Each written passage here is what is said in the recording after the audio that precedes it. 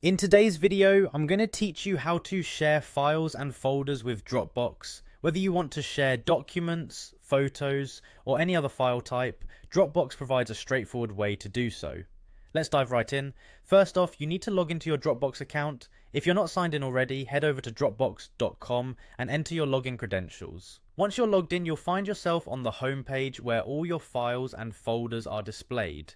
Now let's move on to finding the specific file or folder you'd like to share. It might be buried under several subfolders, so take a moment to navigate and find the exact item you're looking to share. Once you've located your file or folder, hover your mouse over it. You'll notice a series of options appear, one of which will be Share. Go ahead and click on that option.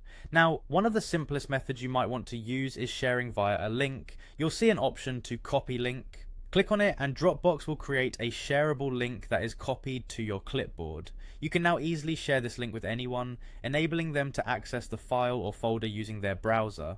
If you prefer to share directly with specific people, maybe because you want some access control, follow these steps. First, just like before, find the file or folder, hover your mouse on it, and click on Share.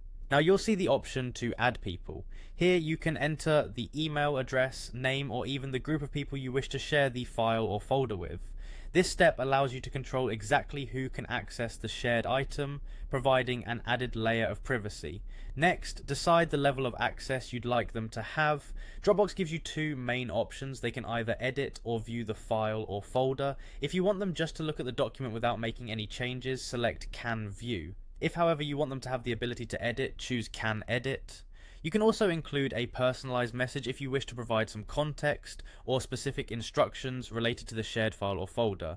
This can be a nice touch, especially if you're sharing with colleagues or clients. Lastly, when everything is set up to your satisfaction, click Share File or Share Folder to complete the process. And that's it. Whichever sharing method you choose, Dropbox makes the process hassle-free, ensuring your files and folders are accessible while keeping them secure.